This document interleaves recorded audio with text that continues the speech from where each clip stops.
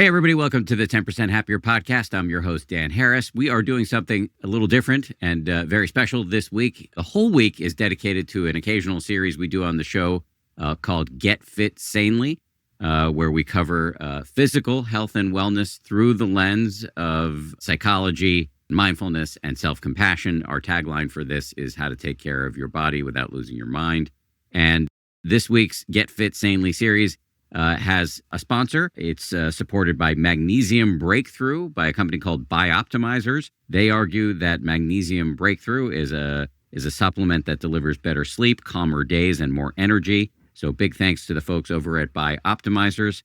You'll hear more about Magnesium Breakthrough a little bit later in today's episode. Today, we're going to be talking about longevity, but without any of the pseudoscience or bullshit or time-consuming expensive protocols that so many longevity experts or so-called longevity experts attempt to foist upon us. My guest today is the legendary Dr. Zeke Emanuel, who's an oncologist, a bioethicist, and a healthcare policy expert. And he's got a new book with an awesome title. It's called Eat Your Ice Cream, 6 Simple Rules for a Long and Healthy Life. This is a great conversation. I think you're going to love it. We'll be right back with Dr. Zeke Emanuel. A few things before we hear from our sponsors today. Mark your calendars. Our summer Sunday Live series premieres in just a few weeks. Every Sunday for 8 weeks, starting on July 12th at 4 p.m. Eastern. You can join us for a live meditation and Q&A hosted by the legendary meditation teacher Sharon Salzberg. This is happening only over on my newish meditation app, which is called 10% with Dan Harris. Every Sunday, Sharon's going to break down one part of a foundational Buddhist list called the Noble Eightfold Path. You can think of the Eightfold Path as the Buddha's cookbook for human happiness. We will drop replays in the app if you missed the live sessions, but it should be pretty fun to go to the live sessions themselves. Sharon will guide a meditation, talk a little bit about one aspect of the Eightfold Path, and then take your questions. This is your chance to both learn from and be in conversation with a true Buddhist master. People always ask me how to get started in Buddhism, and I haven't had a great answer. Now I do. Take this course with Sharon. Like I say, it will be live in the app for 8 weeks starting on July 12th, but you'll be able to take it anytime you want thereafter. You can go to danharris.com and sign up for the 10% with Dan Harris app right now to start your free trial, and we hope you will join the party. We love what we're doing over in the app, and we'd love to have you as part of it. We'll be right back after this quick break. If you've been noticing mental fog, mood dips, or just a harder time feeling sharp, our sponsor today, Bioptimizers, says those are among the things people commonly report when they're not hitting consistently their daily magnesium intake. Bioptimizers say that magnesium supports normal nerve function and the systems that help the body and mind regulate. They've got a daily formula called Magnesium Breakthrough, which features 7 forms of magnesium and comes with a 365-day money-back guarantee. As always, you should talk to your doctor before starting any new supplement. More on this later. To learn more, you can go to bioptimizers.com/happier and use the code HAPPIER for 15% off. Today's episode is with Dr. Zeke Emanuel, who has spent his career thinking about what it means to actually live well instead of just living for a longer period of time, which is the right frame for something I want to tell you about, 8 Sleep.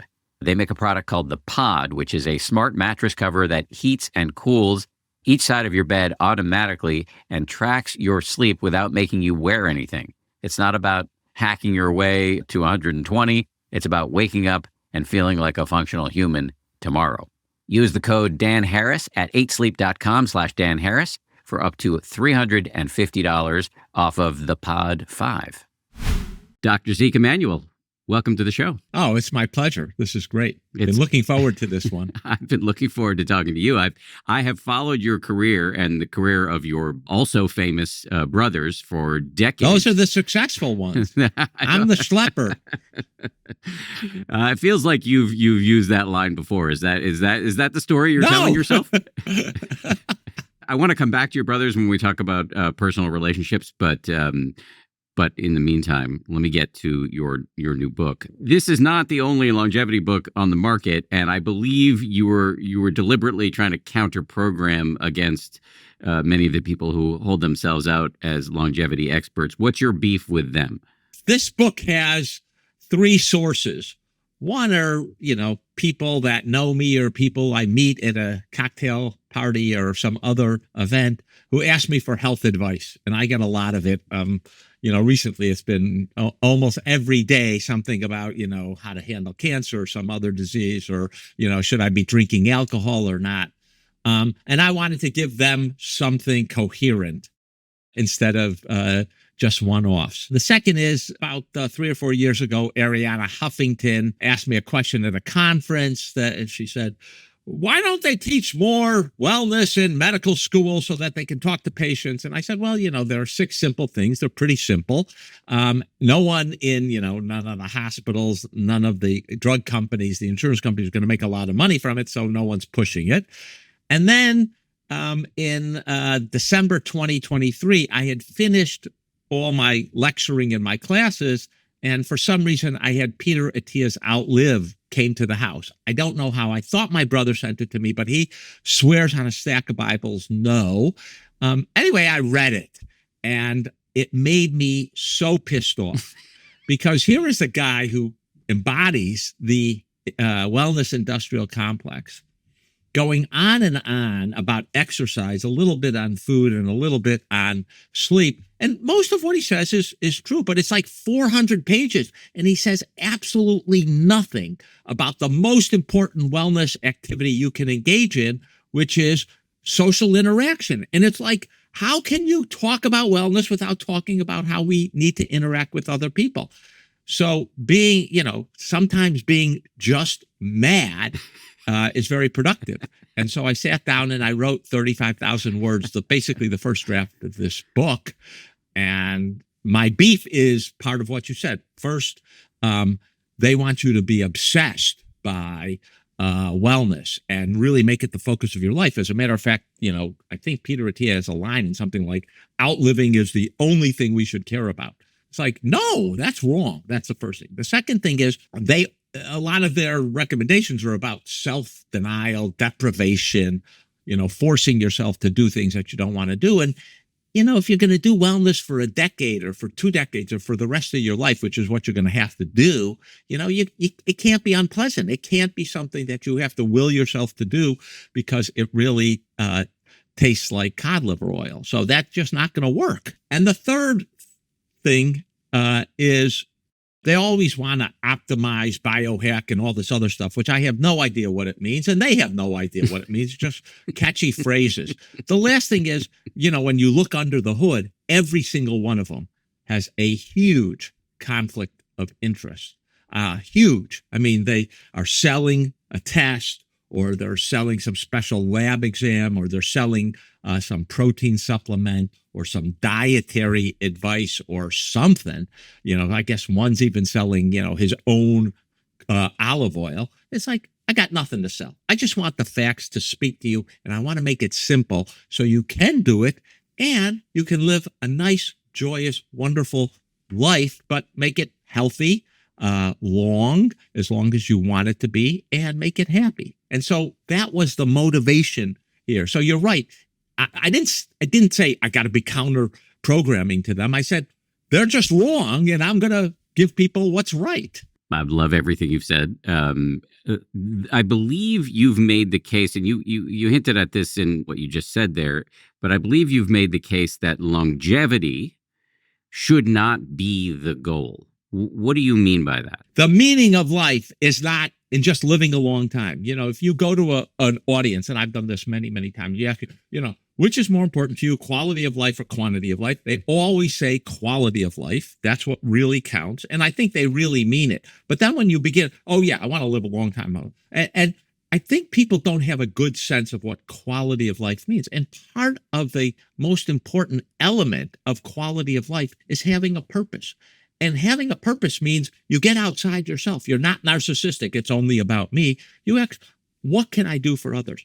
One of the things, I'm a professor, so I spend time thinking about one of my heroes is Ben Franklin, a teacher at the University of Pennsylvania. He founded the University of Pennsylvania. And if you read his biography or any one of them out there, the guy is brilliant. He did everything, and he was world class in almost everything but one thing. And here's a guy who understood what the purpose of life is. I am going to make the world better. And he did it in so many, we all think of bifocals. Okay. Yes. Ben Franklin invented bifocals. By the way, he invented them at 79. Okay. This is a guy who was active all the way to the end. But he did so many things because he was interested in how can I make the world better? How can I improve Philadelphia? How can I improve Pennsylvania? How can I improve the United States? How can I improve the world? So, not only through his inventions, through his scientific discoveries, but through his politics, through founding a myriad of organizations, the University of Pennsylvania, an insurance company, a hospital, scholarly organization, the American Philosophical Society, lending libraries, fire brigades. So that's usually, if you unpack what people mean by having a purpose, it's really, how can I make the world better? How can I make my fellow human being better? How can I make the community I live in better? And that's getting outside the narcissistic self of living a long time. Why are you living a long time is the key question. Let me tell you a story. About 6 or 8 months ago, I was at a conference, and my brother, the successful one, wait, sponsored the which conference. one? You've got two successful brothers.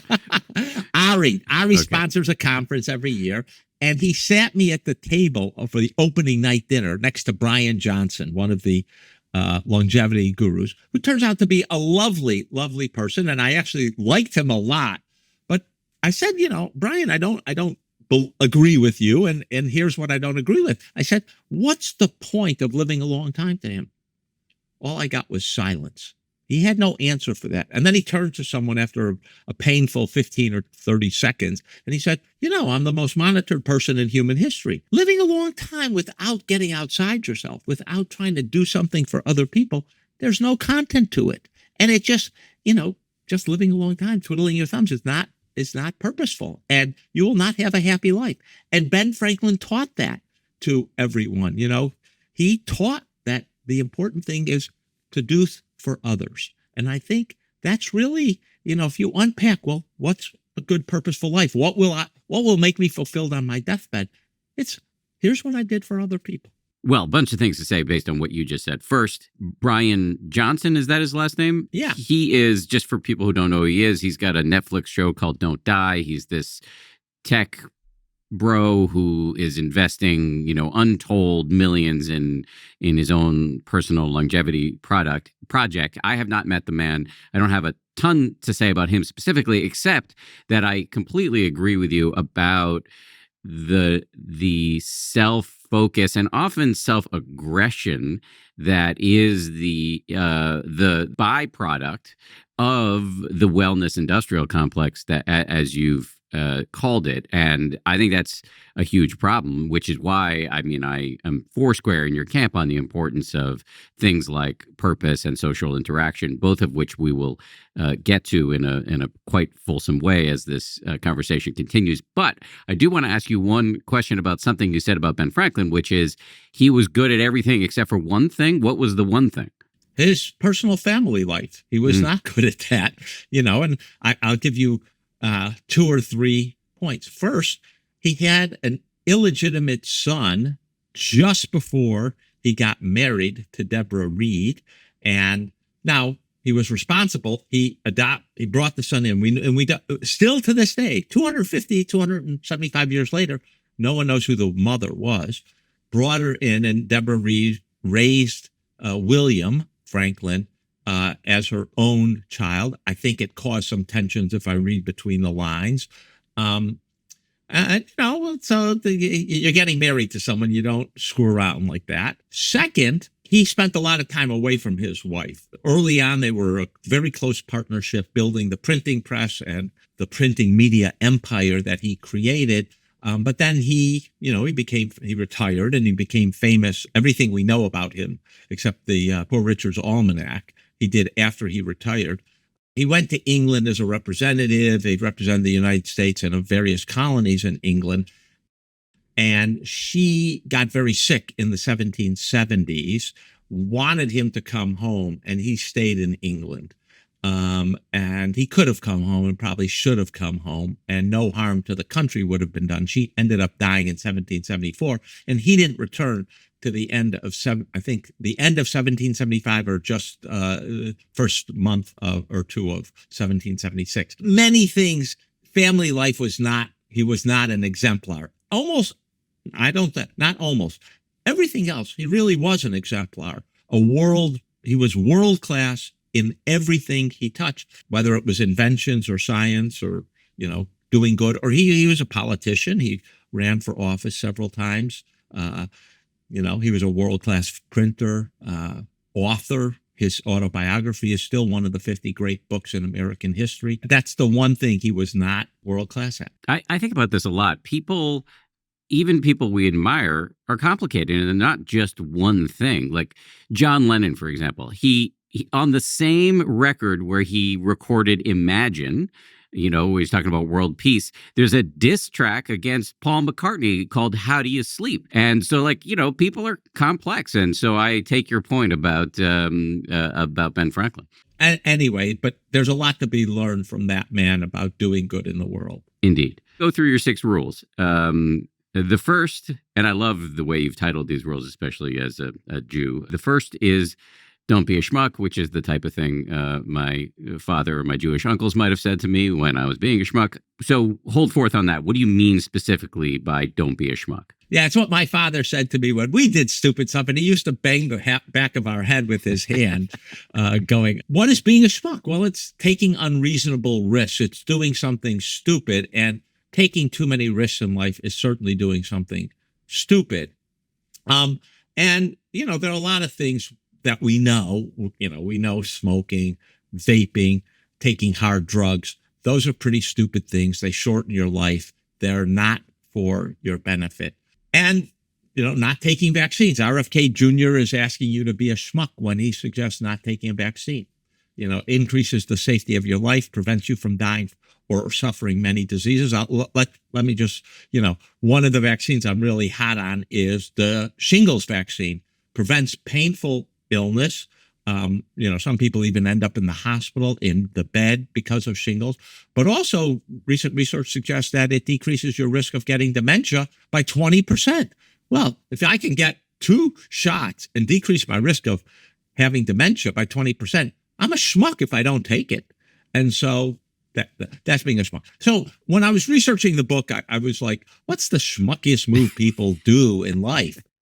And so I thought it was base jumping. Maybe you have, base jumping is where you put a squirrel suit on, you've got an arm and it's got some wings on it, and you jump, no propulsion, no parachute, and you're at the whim of the wind. And, the injury rate is every 1 in 250 jumps ends up in a serious injury. And it turns out 1 in every 2,500 jumps is death. And a lot of the people who do base jumping expect to die base jumping. That seems to me to be a pretty schmucky move. But then I found something even schmuckier. Climbing Mount Everest. People pay $100,000, $150,000 to climb Mount Everest. They practice. Turns out the risk of dying, Sherpas, expert mountaineers, certainly the tourists who pay to go up there, 1 in 100, all comers. And then if you're over 59, it's 1 in 25. Now, what could be schmuckier than, 1 in 25 chance of dying to climb Mount Everest? That just seems to me insanely risky. For most of us, probably the riskiest thing we do every day is turn on the ignition of our car and drive. Yes. That's a pretty schmucky thing, but we all do it. We've built it into our risk profile. I hate driving. So that's what don't be a schmuck is. Don't take unreasonable risks and do things that prevent you. Now, in that chapter, I talk about taking your cancer screening test, whether it's for colon cancer, if you've smoked, for lung cancer, breast cancer for women, cervical cancer for women. And I have many pages on the prostate-specific antigen for men, PSA test. I'm against it. I explain why I'm against it. I also give the other side, and I say, the guideline recommendations are for men to take it. Stop taking it at 75. I don't agree, but and I give you my reasons. But I leave it to people to decide. Well, okay, so you're saying I'm a man of a certain age. By the way, because I want you to like me, I'll tell you that I did get my shingles shots a couple of years ago. Excellent. But the PSA test, my doctor runs it every year. Are you saying that I should say to her, don't do this? I've gotten mine tested 4 times, and I explain in the book how I got it tested 4 times against my will, even though, as you probably can tell, I'm a pretty strong-willed person, and I'm a knowledgeable oncologist who knows something about it. Look, here's the line with the PSA test. It is true that the PSA test will reduce your risk of getting prostate cancer and dying of prostate cancer. That is true. 1 in 1,000. That's how what the reduction is. 1 person in 1,000 will be saved. But it won't reduce your all-cause mortality, which means it won't save an extra day in your life. And why is that, you might say? If I less risk of dying of prostate cancer, why won't it actually lengthen my life? Because the men who get prostate cancer tend to be older. They tend to have other diseases. And if they don't die from prostate cancer, they'll die from one of those other diseases. In the oncology world, some men do die of prostate cancer, but typically men die with prostate cancer, not from prostate cancer. And that means that they're dying of other things. So it's true. You won't die of prostate cancer. You will die of something else at about the same time. And so my point is, I don't care what's written on my death certificate as the cause of death. I just care, how did I live up until that moment? And treating prostate cancer is not benign. They take the prostate out. There's a risk of impotence. There's a risk of incontinence. If you get radiation, there's also a risk of damage to your colorectal system. And so you can have bad diarrhea. It's just not worth it, in my opinion. And if you get a positive, over 4, then you're going to spend a lot of time worrying and anxiety. And that's not a pleasant place to be either. I'm a little bit haunted by the fact that I was a hospice volunteer for a while, and there was a young-ish man in his 40s who was in there dying of prostate cancer. And yeah, so that story hangs over me a bit. Yeah, no, I understand. Anecdotes are very powerful, especially if you experience them firsthand. And then you have to say, well, how many people get prostate cancer at 40? And how do I compare that risk to everything else I'm going to have in my life? Just the other day, I was riding one of those city bikes in New York City to get from Grand Central to Penn Station. And, there are cars that you believe are aiming to kill you. They may be. I do that all the time when I'm in New York. And so you have to take your risks and decide which ones you're going to accept. I have a pretty good idea about what the risks there are. And I don't think taking a prostate test is going to save me from the 40. If I'm destined to die of prostate cancer at 40, PSA isn't going to help because I won't even be starting it then. Right. Okay, so let's get to some other quick recommendations from you that fall into the category of non-schmuckiness. In other words, you should do these things in order to not be a schmuck. One is wear your sunscreen, and the other is don't have a gun in the house. We have a lot of, the wear your sunscreen is mostly directed at younger people who think somehow, this is bad for you. Getting sunburn is a good thing. Going to tanning salons is a good thing. Wrong. Now, you do need sun, and it does have positive benefits to the skin. So I do think that there's some time every day. And for example, I do not wear sunscreen on my face when I go bike riding because I do want to get some sun.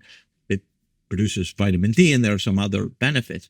But especially if you're younger, getting burned is a prelude to very bad melanoma skin cancer, and that's not a good thing. And like you, I've been scarred by treating a very young man who happened to have red hair and lots of freckles, who was a police officer in Massachusetts, and at 28 got a melanoma, and it was metastatic to his brain. And it was one of the most awful deaths of all the cancer patients I treated. He had to be in a dark room, and he was in excruciating pain the whole time. It's not a good way to live, ignoring your sunscreen and doing tanning beds. Bad idea. Guns are, owning a gun, look, people worry about violence, worry about people, getting shot in their neighborhood or what have you. First of all, we should all recognize the gun violence rate is actually lower than it's been. We're actually safer. So your worry about that is a hangover of a little bit of the past and not current. And having a gun actually increases your risk of dying by a gun. And that's counterproductive to a lot of people. Well, I got a gun, it's going to protect me. No. First of all, the most likely assailant, if you die by a gun, turns out to be a friend or relative who comes into the house, and you get in some argument or something. It's not some random stranger in the neighborhood. That's just very rare. Second, unfortunately, a lot of people store their gun loaded and unlocked. They want to use it quick. Kids then have a tendency to go into the dresser drawers or the nightstand drawers, find this loaded gun, and then tragedy strikes. Gun violence is the number one cause of death of young kids. Go figure. And it's not because they're caught in a robbery or something. It's because they got a gun at home and by mistake pulled it and it was pointed in the wrong direction. So if you want to be safe, don't own a gun. That's what the data show. And I'm a guy who says, here's what the data show. And I would live by the data. And this is a study of 18 million people in California that suggests that owning a gun is bad. It also dramatically increases the risk of suicide by people just because, people might get depressed and then they, reach to have a gun that's handy. If you have to figure out, well, I got to go to the pharmacy, I got to buy this, and the sort of blues that might induce you to suicide pass, and you can't effectuate it. And that's kind of important. If you find yourself carrying tension you cannot quite explain, wound up or on edge without an obvious cause, it might be worth looking at what your body actually needs to unwind. Our sponsor, Bioptimizers, makes the case that magnesium is one of the nutrients most people are not getting enough of through diet alone. They say magnesium plays a key role in normal muscle and nerve function, the kind of support that helps the body release tension and settle down. When people don't hit their daily magnesium intake consistently, according to Bioptimizers, it's common to notice physical tension, a harder time relaxing, and trouble shifting out of a low-grade alert state. And that is the thinking behind their daily formula, Magnesium Breakthrough. 7 different forms of magnesium, each one supporting different functions: stress response, sleep quality, energy production, and recovery. The formula itself is clean. There are no synthetic additives, no preservatives. It's gluten-free. It's soy-free. They're not padding it with anything you don't need to be there. As always, and I always say this, you should talk to your doctor before adding any new supplement to your routine. But if you want to explore Magnesium Breakthrough, every order comes with a 365-day money-back guarantee, which is nice. To learn more, head to bioptimizers.com/happier. That's bioptimizers.com/happier and use the code HAPPIER to get 15% off your order. You'll also receive free gifts and extra savings automatically applied at checkout. Okay, let's move on to your second of the 6 rules. Don't be a misanthrope. You also referenced this earlier as the probably the number one most potent intervention for longevity. Please say more. Yes. I mean, it turns out that, as Aristotle said 2,500 years ago, man is a social animal. Interacting with other people is what makes us unique. It's also what makes us powerful in this world. We're not the fastest animal in the world. We're not the strongest animal in the world, but we can collaborate, and together we can do amazing things. We got a spaceship up there at the moon, right? That's a result of collaborations of tens of thousands of people, and it's an amazing thing to do. That social interaction is important. Now, a lot of people say, yeah, it's important psychologically. No, it's important biologically. Having friends, talking to people, being able to reveal yourself to someone changes your biology. It changes your brain. So you release dopamine, you release oxytocin, the so-called love hormone. It makes your hypothalamic, pituitary, adrenal axis that releases cortisol, a stress hormone, down-regulated. And we also know that if you're isolated or lonely, you have more genes that turn on that are pro-inflammatory and just bad for your body. So the fact is that biologically, friendship changes the brain and changes your body for the better. If you have friends, you are actually going to live longer. And the other part of it is we've studied 3 million people worldwide about this and found out that, in fact, people who have more friends, higher quality friendships, they see people more, they interact more, actually live longer, have reduced risk of mortality over the next 8, 10 years, depending on how long you live. And there are a lot of studies to that effect. So good, strong friendships really important. One of our problems in the world, and it's not just the United States, but it's worldwide, is we're actually going in the wrong direction. We're eating more meals alone. Many more people have 1 or 0 friends. 19% of the population have 1 or 0 friends. I mean, what's that about? And over half the meals are now eaten alone. That is terrible. You have to be with other people. And it's not just these strong, intense relationships with your closest friends or your closest siblings. It's also casual conversations with people you just happen to meet because they're sitting next to you. I'm going to take an Amtrak train this afternoon. There's going to be someone sitting next to me. Probably I'll talk to them. Or, my Uber drivers, in Washington, D.C., there are lots of Ethiopian Uber drivers. And every time I see one, I say, you're from Ethiopia? They said, yes. How do you know? And, I've been to Ethiopia 5 times. And then we have a whole conversation. They light up because someone has recognized them and seen them and engaged them about their home country. I feel better. I've learned something about them. They feel better because they've been seen and engaged and been able to talk about themselves. It's a good thing all around. It's virtuous. And it's a casual conversation.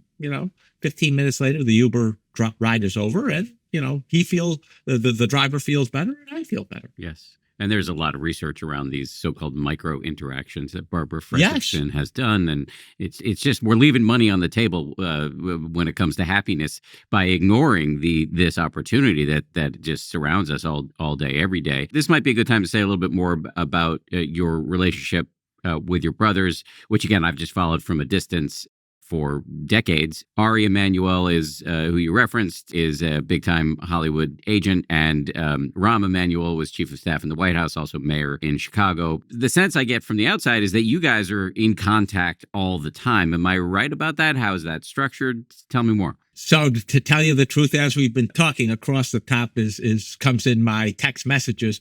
He texted twice, and 2 of his kids also texted. We have a family chat of 15 of us. And so I don't know. He just texted me about space. He's like, it seems to be pretty preoccupied by the Artemis project. Turns out my wife is an expert on space travel and the history of space travel. So he's texting everyone about this great part. And, Sunday, I think it was, Ari and I talked 5 times in the day. So, and we're all going to see each other this coming weekend to celebrate Ari's birthday. So we are very close. I can say this pretty definitively. There isn't a week that goes by that we're not in contact, and we typically contact multiple times in the week. Also, it extends down. It's not just them. Ram's son, just until a week ago, lived in the city, would come over for dinner pretty regularly. When his daughter also lived in Washington, D.C., she would come over pretty regularly. Ari's eldest, for a while, he moved out of the city about 2 years ago, also lived in D.C., would come over for dinner. So we're pretty close with them. And my daughters and all the other cousins are pretty close. So we try to breed a kind of family closeness. I described this in the book. One time we're sitting at the table and the phone rings and my wife says, it's Ari. And I was like, and we were at dinner and she said, oh, take it. It'll be less than 90 seconds. You never talk more than 90 seconds. So, we talk a lot. And one of the great things about, now more than 60 years of being siblings is, we can talk in a way that no one understands because there's so much background to every word. I know exactly what my brother is saying, even when he talks in Morse code. And I think this is, it's one of the great things about friendship is you don't have to get someone up to speed, but it does take a long time to get to be that close with someone. It doesn't happen overnight. It's not, oh, it's quality over quantity. No, you need quantity to get quality of friendships. You need to have a lot of time together. And I think that's, as I point out in the book, it's one of the reasons some of our deepest friends are people who became friends in college, where you got midnight bull session, you're hanging out together for, all the time. And in my brother's cases, we lived in the same room for years together. And, we hung out. We spent lots and lots of time together doing all sorts of interesting things and getting into trouble together. So, it was like really, really fun. It's beautiful. My friend Glenn, one of my closest friends, often says it's hard to make old friends, which is true. Yes, funny. That's a great line. It is a great line. One quick supplemental question I want to ask you before I move on to rule number 3. You referenced texting and the phone a couple times in the course of this, but I believe in the book you argue that when we're in a social situation, we should put the phone away, don't have it on the table. Correct. So the data are pretty convincing that even on silent, if the phone is within your visual field, your mind is at the phone. I wonder what's happening. We check the phone 144 times a day. So say you're up 16 hours, that's checking the phone almost every 5 minutes throughout the day, even if it's not ringing. And that's a lot of mental focus over there. And when people, they've done the study, go out with a family member or a friend, and you can have the phone silenced on the table. It turns out that the people who have it on the table, compared to people who don't have it and it's away, they actually have less enjoyable dinner. They think the conversation is less interesting, that they learn less just by having the phone there. There's a kind of mental distraction just by having it in your visual field. I know this personally because 2 years ago, I had always told students you have to turn the phone off. But then I said, I'm banning the phone. You've got to turn it off and put it in a backpack away from the desk, so it's not even visible. Now, some students try to cheat on it, but we catch them. Turns out that my teaching evaluations shot up. And it's like I did nothing different. Same lectures, same, Socratic method, asking questions of students. Why did it go up? Students were engaged. They were paying attention. They weren't on the phone, and their mind wasn't sort of being distracted. And I think that's a very important element which we don't pay attention to. And similarly, when you're going to bed, you should put the phone in another room, and you should not look at the blue light. You shouldn't have it anywhere around, so it's not distracting your mind. One more question, actually, on this social connection piece. You have argued, and I make the same argument in my public pronouncements a lot, that this is the lever to pull if you care about longevity. And by the way, it's also the lever to pull if you care about being happy. You also, however, mentioned purpose, and I've heard it argued. In fact, my friend Richie Davidson was on this show recently, made the case that purpose is one of the most powerful predictors of a long and healthy life. I don't have access to the data at hand, but it's something to that effect. And so I'm just wondering, are these related? Are they different? Like, which one's more important? How do you think about all this? Look, are there people who can lead a purposeful life and be somewhat socially isolated? And I think the answer is yes, there are those people, solitary brilliant scientists or solitary brilliant writers, although often they have other quirks and elements that might not make them happy. But in general, I think it's our purpose involves doing things with other people and for other people. Again, Ben Franklin knew this. He created lots of social organizations. His junto, he did a lot of research. A lot of his scientific research on electricity was done in collaboration with other people. And I do think they're related.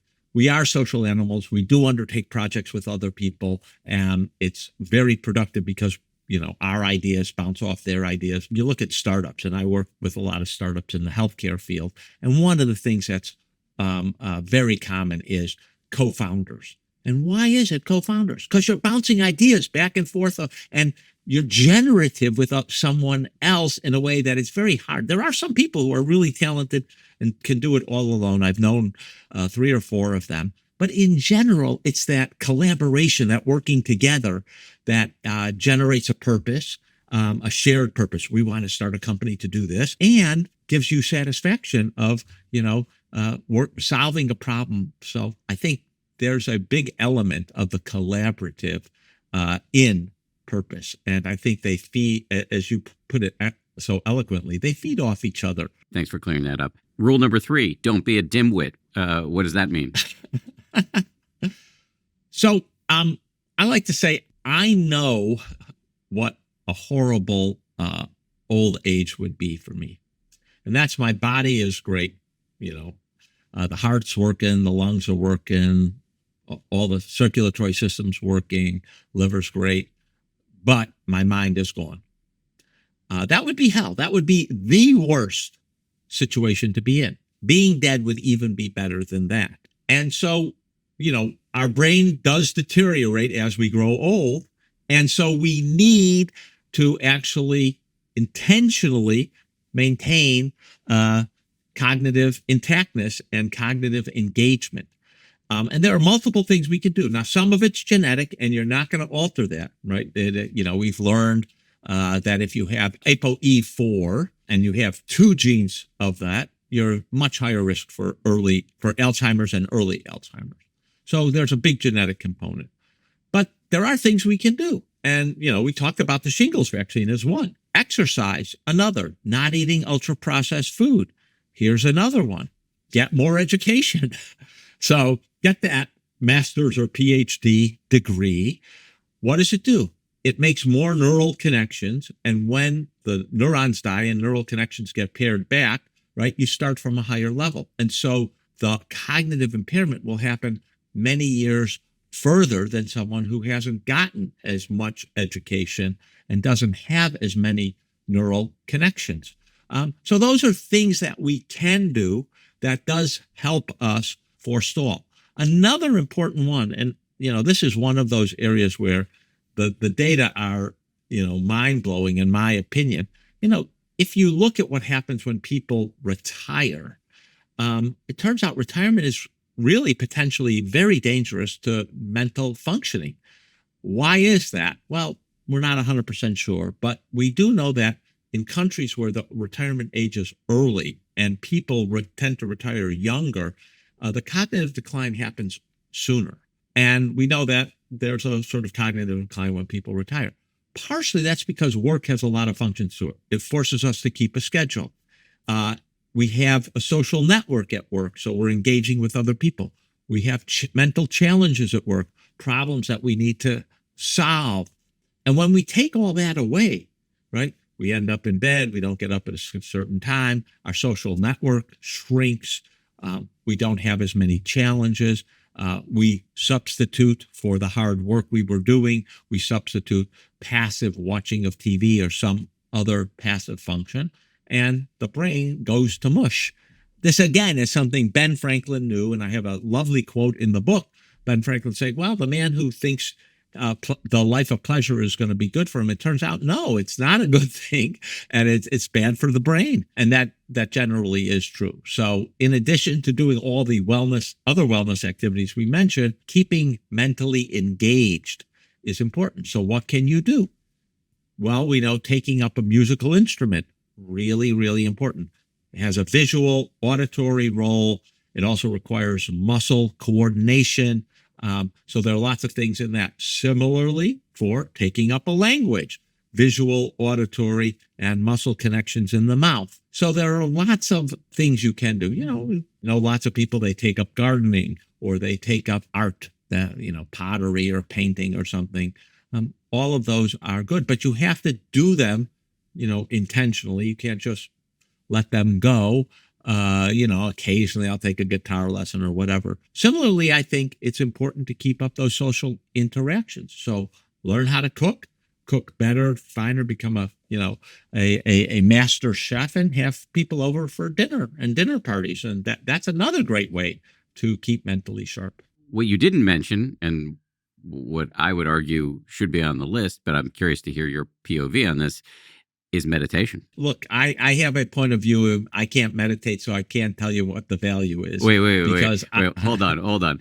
You can't meditate. Let's unpack that. Say, why do you think you can't meditate? I've probably tried meditation and mindfulness, I don't know, 5, 7, 8 times. And, I get an F every time.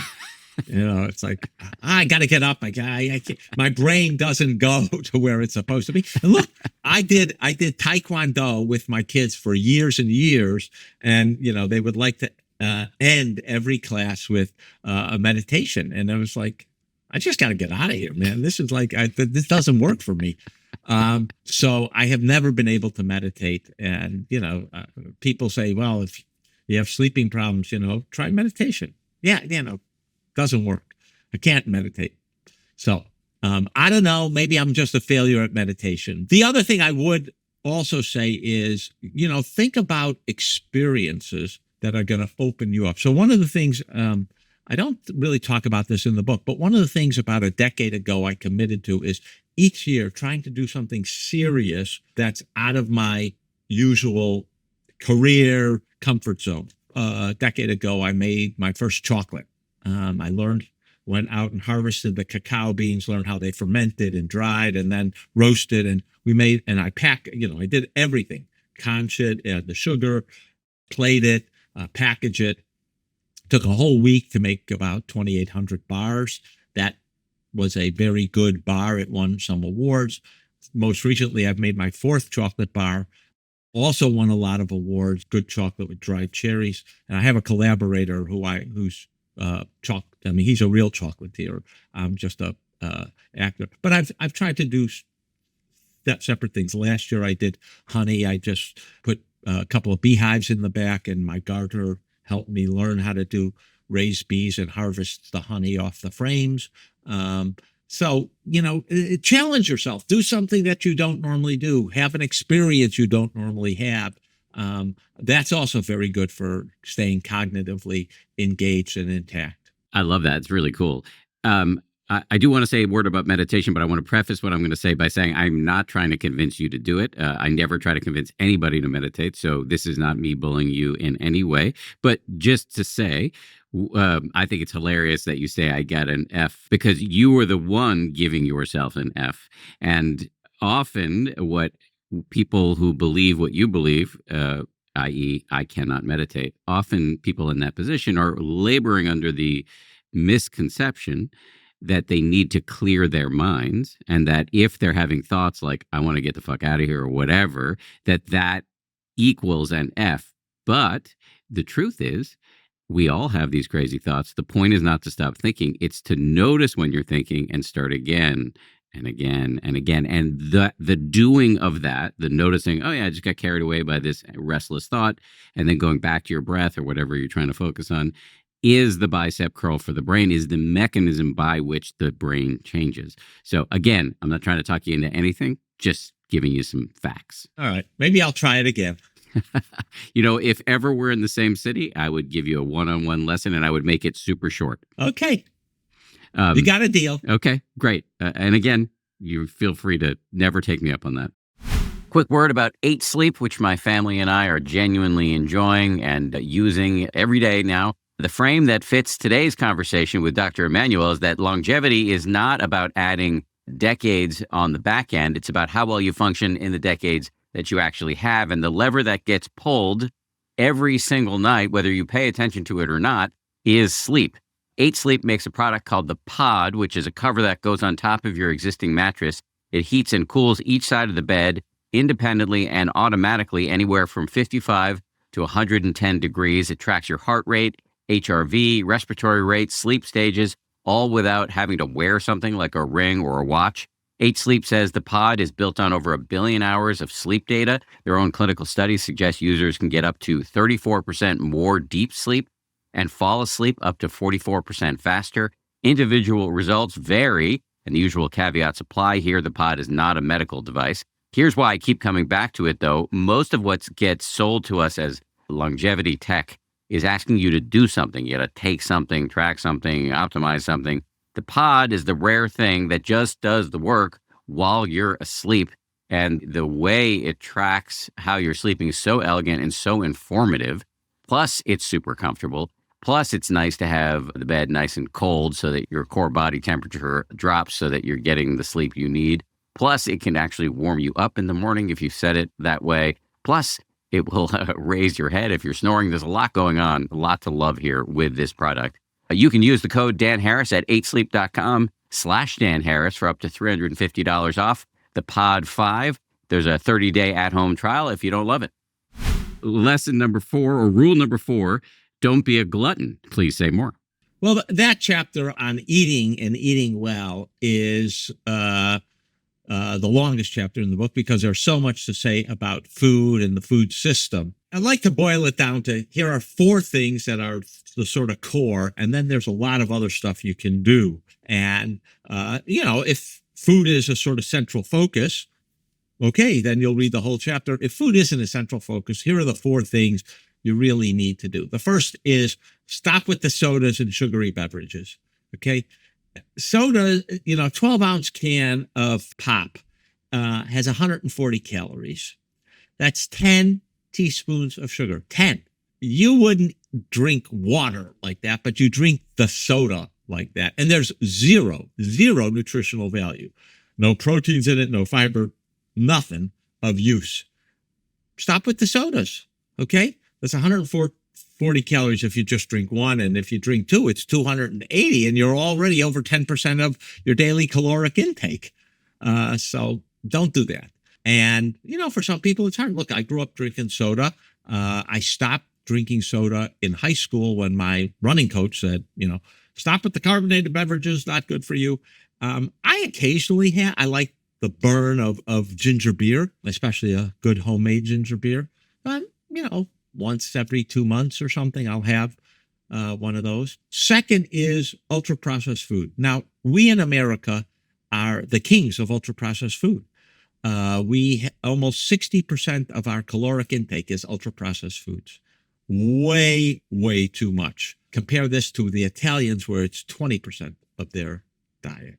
Huge gap. And, if you like Italian food and if you ever go into Italy and eaten there, you'll know that they don't have ultra-processed foods commonly. It's all that packaged stuff. And top of the list is over the last 30 years, the amount of packaged sweets, muffins, cake, cookies, pretzels that we consume has gone up to 500 calories a day. We often think that, that muffin in the morning with a cup of coffee, that's breakfast. That isn't breakfast. That's just dreadful for you. The coffee's good for you, but the other stuff is dreadful. Just cut back on that. Now occasionally you'll have a hankering for something. I mentioned in the book I used to feed my kids Milano cookies. All right, occasionally they might serve it on the airplane. I understand you want to eat it, but cut way back. Those are the 2 stops. And if you just do nothing else, do the stops. Then here's the 2 positives, I say, and this is probably not what people are expecting. In this moment, everyone's obsessed by protein. They're probably expecting more protein. No, Americans almost uniformly get enough protein. You have to be a vegan and not really thinking about how am I getting my protein to not get enough protein. But almost everyone else gets enough protein, more than enough protein. The first one is fermented foods, yogurt, cottage cheese, alpine cheeses, kimchi, if you like kimchi, sauerkraut, pickles, fermented foods. Why are they good?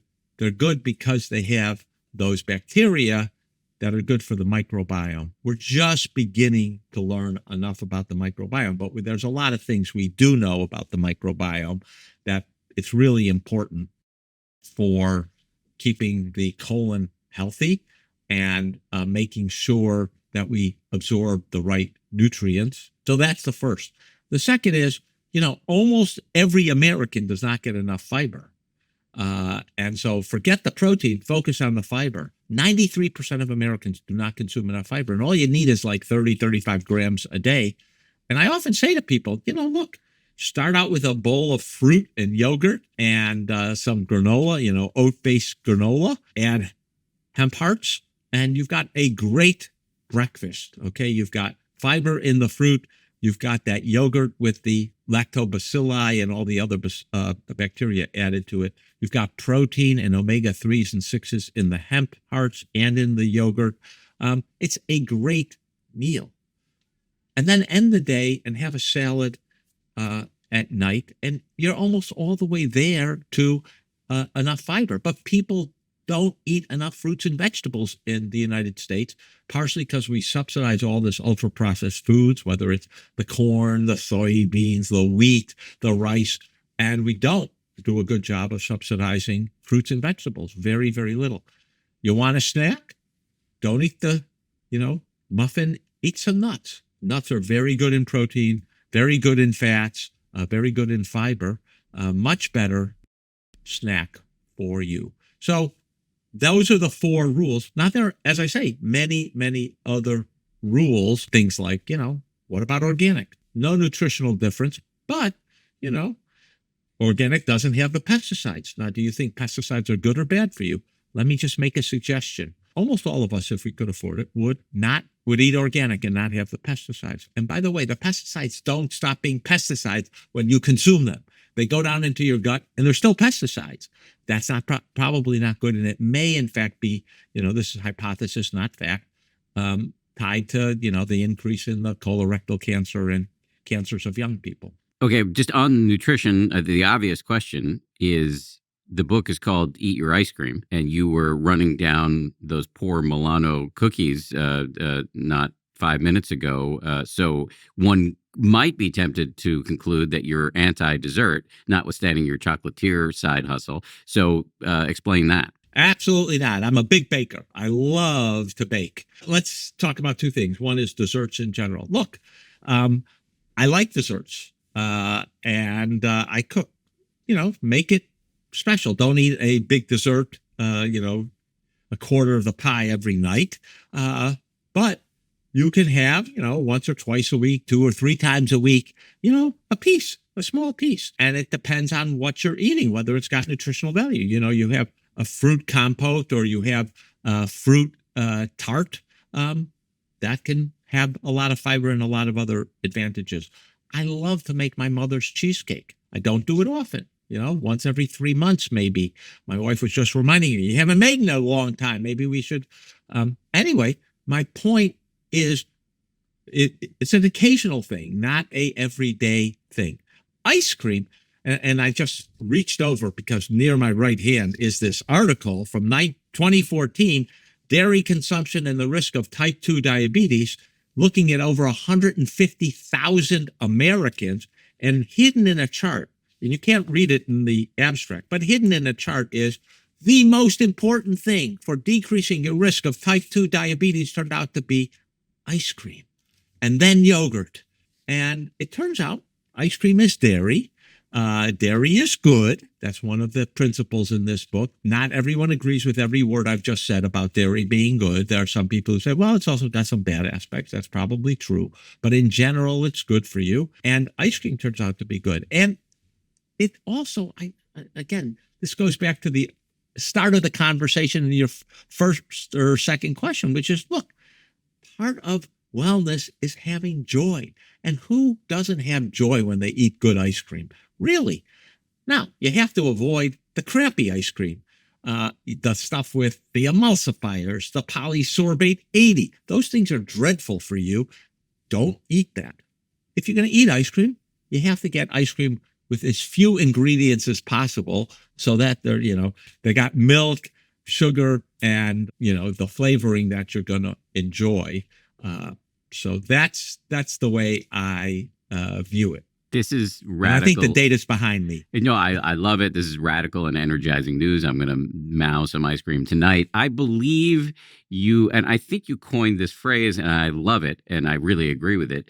Moderation is the new discipline. Absolutely. My philosophical colleagues, I have a very dear friend, and he's a philosophical sort. He said, I read the book, and you're like Aristotle for the modern age. It's all about moderation, not too many extremes. Look, the body, we know, is well balanced and actually opposes the extremes. Too much Inflammation, bad. You get autoimmune disease, a lot of inflammatory diseases like arthritis or ulcerative colitis. Too little, liable to infections, right? So we know the body has a lot of these control mechanisms. Turn something on, but then turn it off, or turn it down and then be able to turn it on when, say, a new foreign body comes in. So we use that, and it's really important. What the body doesn't like is going to one extreme or another. And that, I think, is very important. And I think the same thing for the rest of life. Virtue is sort of in the middle. And that's a very both Aristotelian notion, a Ben Franklin notion. And, it's age-old wisdom. Just adhere to it.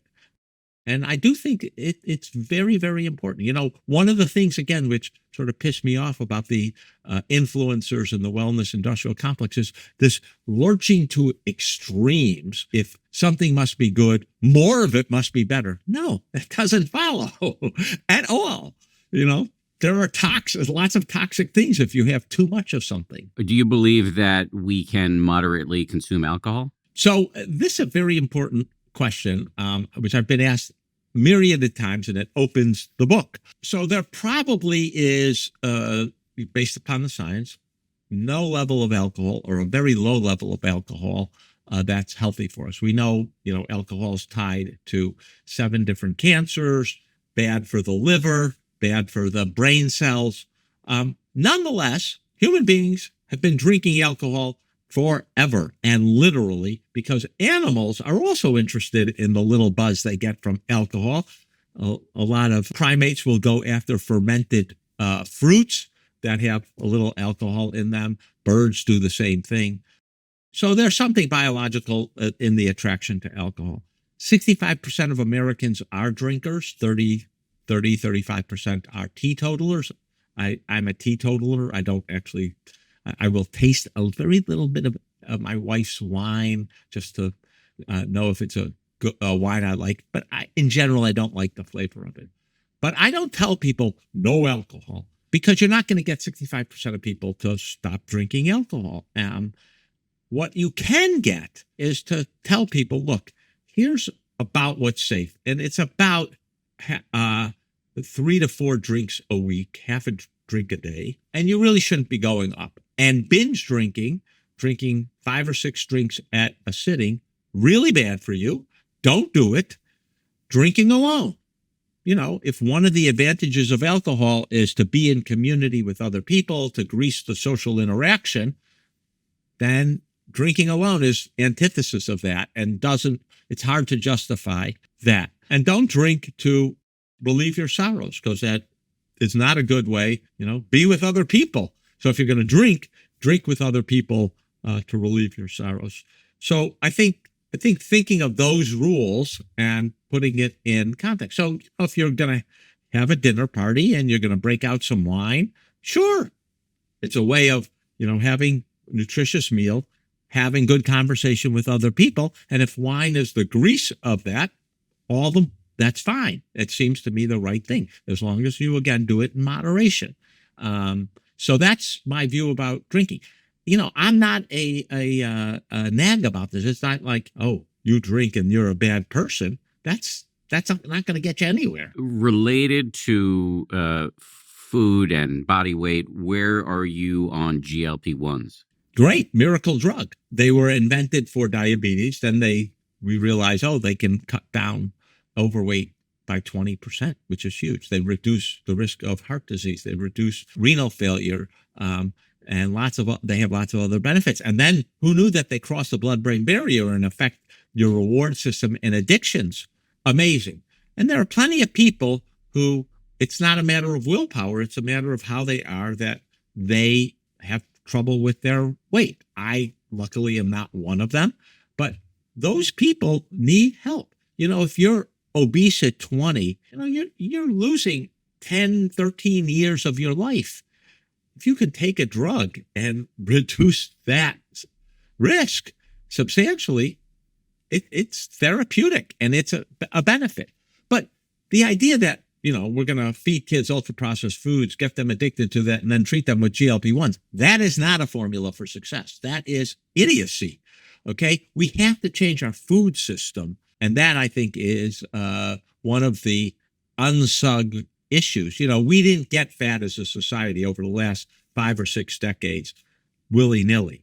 It is a direct result of a food industry that made ultra-processed foods, high in fats, high in salt, high in sugar, and made us addicted to them, and made it easy to buy, made it cheap, subsidized the ingredients that go into that. We have to reverse all of that. It's one of the things that I agree with Maha about. So that, I guess, my first political statement. Well, no, we've run down RFK, so it's your second political statement. This was in relationship to vaccines a while back, but I'm cool with running down Maha. And I think they may be right about a few things, but stopped clocks are right about a few things as well. 2 more rules to get to. Rule number 5 is don't be a couch potato. Yeah, what say you on the exercise front? Look, one of the biggest problems in our society, and we have a lot of problems, is too many people are too sedentary. And if I can just get most people to just go from horizontal to vertical and walking a little bit, that's actually the biggest gain in life expectancy you can generate from exercise. Exercise really, really important. The body expects exercise. There are 3 kinds of exercise. Each one is important. The first is, what you usually associate with exercise, getting your heart rate up and your lungs up and you're breathing hard.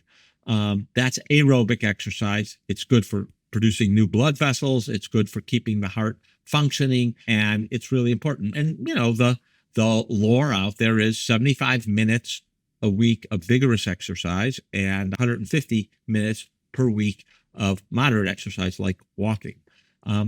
Very, very important. And, there are many things you can do, and it doesn't require going to a gym. As I said, you could walk, you could run, you could ride a bicycle, you could go swimming. If you live in a place where it snows, you can go cross-country skiing or downhill skiing. There are lots of things you can do. One of the things you cannot do is play golf and go in a golf cart. You play golf, go in a golf cart, which 70% of Americans who golf do. That's not exercise. 0 exercise. You walk around with your clubs. That's about 3 or 4 hours of walking around. It's good, but it ain't vigorous. So that's physical aerobic exercise. The second kind is strength training, getting your muscles up. This is especially important for people over the age of 55, 60, because you lose muscle mass pretty rapidly after that. So you're losing about 8 to 10% of your muscle mass every decade. So keeping up with strength training, really, really important, especially as you age past 55. Lifting weights is one way to do it. Look, if you're riding a bike or running, you're getting a lot of strength training in your lower body. What you're missing is your upper body. If you're swimming, you're getting a lot of strength training in your upper body, and you're missing a lot of in your lower body. So those are, you got to balance it out. And then there's flexibility and balance, and that's yoga. And that I do. And I've probably been doing it now for about maybe even as long as 2 decades. And it's very good to keep the muscles limber, especially if you're going out and riding on a bicycle. And, I'm never going to return to, be as limber as my 5-year-old granddaughter who, can do all these contortions. But I'm pretty limber for a 60-plus-year-old guy, because I do 20 minutes of yoga every morning. Rule number 6, don't be a sheep counter. In other words, sleep. This is probably the most difficult of the rules for 2 reasons. First of all, Americans, we just don't get enough sleep. We work hard, we're driven, and we don't really end up with enough sleep in the day. And we want a quick fix to it. Want to take a pill, melatonin, or some prescription sleeping pill. Turns out those don't work. Don't take the pills. They don't work. They don't help. That's not Zeke Emanuel. That's the American Academy of Sleep Medicine or the American College of Physicians or any number of medical groups telling you that really those things don't work. We have not found the GLP-1 of sleep. The other problem with sleep that makes it difficult and frustrating for people is, look, You can will yourself to get on the exercise bike, as it were, the treadmill. You can will yourself to eat all the right foods. You can't will yourself to sleep. As you just said, with meditation, the mind goes here, there, and everywhere. And if you try to will yourself to sleep, you can almost guarantee you will not get any shut-eye of any value. And so you have to set the bed, as it were, cool room, dark, cover all those lights on the electronics that are hanging around, make it quiet. But then, it's up to nature. And that's our challenge. Many of my listeners know this, but I'm curious to hear your thoughts on this. I've had a whole sleep odyssey. Was diagnosed after 10, 15 years of dealing with it. I was finally diagnosed with restless leg syndrome, and there were two medications that have really helped me. And I don't take proper sleep medications, but one is gabapentin, which is a nerve agent or something. Agent's probably the wrong word, but nerve pain. I don't know. Right. Something. It relieves nerve pain. Yes. It's a very important drug for us oncologists, for patients who have nerve pain because of their cancer. Yes. Very good drug. The second is trazodone, which it's antidepressant, but it can make you drowsy and doesn't, unlike Ambien, screw up your sleep architecture. And in fact, for some people, can actually improve the sleep architecture. At least that's what I've been told. But I'm curious because I do find myself feeling this evangelical urge around trazodone because it has been so helpful. What should I, where am I wrong here? Where should I be cautious? If you're getting it through a physician who is monitoring you and making sure that it's not having any serious bad side effects, that's the right way to take these kind of drugs. And it is, I think it's wonderful that you were actually diagnosed with restless leg syndrome. It's not actually that commonly diagnosed for people. And so I think sharp doctor, whoever you were working with. And I think, again, if you have it under supervision, that's super important in my opinion. So I would not say that you're getting it wrong. I would just say you should not be self-medicating in this context. I guess that's part of what I'm really saying. Yes. And, a lot of people will go through this odyssey of having problems sleeping and not being able to find a diagnosis. Look, I'm one of those people, I get into bed, I get in and it's chilly. And then, I sweat all over the place because I think my mitochondria are still working overtime. And then, I have a hard time falling asleep because, and this happens to me very frequently when I'm writing my books, is whatever's stuck in my mind, the last thing I was writing that was giving me trouble. It's like, oh, well, the mind is trying to solve the problem. And it tends to impede my falling asleep. The other thing is, it's very important. There are a couple of other things you should not do. So alcohol and caffeine, coffee, tea, and other caffeinated items like chocolate, you can't have them 7 or 8 hours before you go to bed because of the half-life of them hanging around and disrupting your sleep cycle. And, caffeine blocks the adenosine uptake, breakdown. And so that's a problem. Adenosine is the key sleep medication. It blocks the receptor there. And that's how it keeps you awake. So no alcohol, no caffeine. Alcohol also, it might make you sleepy, but the problem is that disrupts your sleep. It interrupts with good, high quality sleep. And also no nap after 2 o'clock in the afternoon, because you won't leave your body enough time to develop and build up the adenosine that puts you to bed. A lot of people think it's melatonin that is the sleep chemical, but that's not true. It does go up before you go to sleep, but it's not what's activating the brain. That's adenosine. Let me loop back to something you said before about, I'm glad you were saying that you were glad that I got a diagnosis. You presumed I had a sharp doctor. I want to answer that. I want to say more about what happened there, because it does lead to another question I have for you about being and staying healthy. So the answer is my doctors did not figure this out. ChatGPT figured it out. So I'm just curious, not only for your perspective as an oncologist, but also as a health policy expert, to what extent should those of us who are concerned with being and staying healthy interact with chatbots? I've just gotten very interested in AI in medicine. I will say there's a great book out there. It's called A Giant Leap by my good friend and colleague, Bob Wachter from the University of California at San Francisco. If you're interested in AI's role in medicine and its future, I would recommend that book.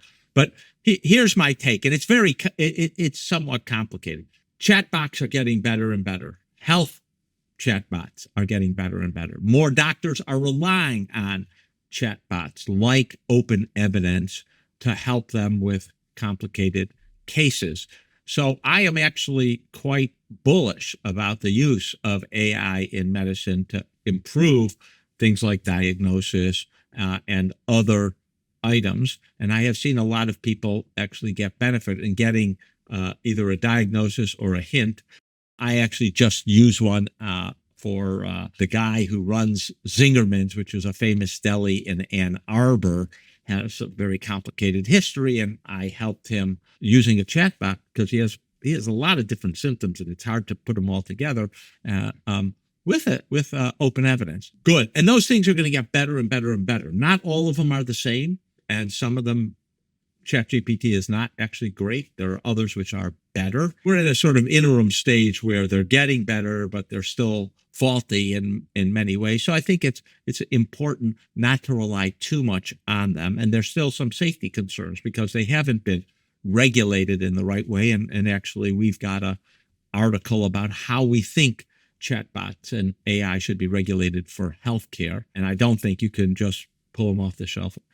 Nonetheless, we know that people are using them. You know, most of the inquiries, the biggest portion of the inquiries on AI is related to health. They're going to be used willy-nilly. We need a way of regulating them. We need a way of making sure that they all come up to a good standard. But I think they're going to be integral. They're going to be integral for people to get primary care because we don't have enough primary care doctors. They're going to be integral to people in rural areas where you don't necessarily, it's harder to get specialists. So I think actually there's going to be a very important role for AI.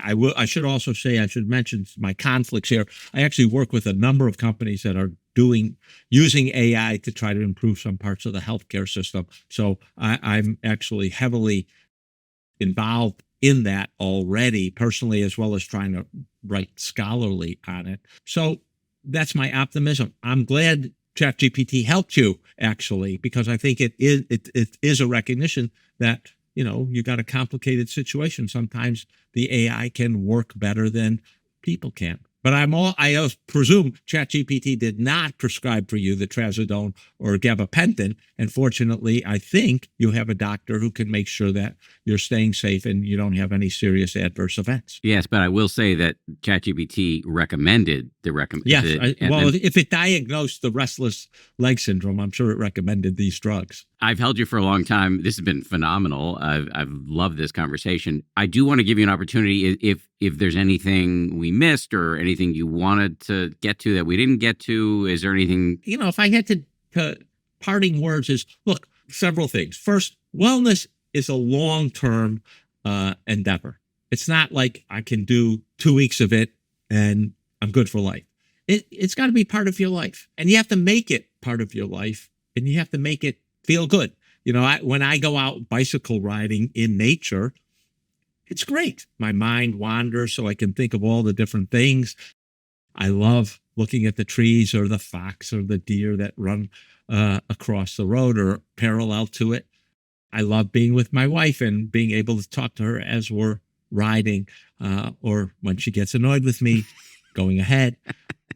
Make it something you enjoy doing and find those activities. There are lots to choose from. Find those activities that you also enjoy doing, that you look forward to doing, that if you don't do, you feel a little deficient because of that. That's going to be the important thing. And don't make it all about yourself.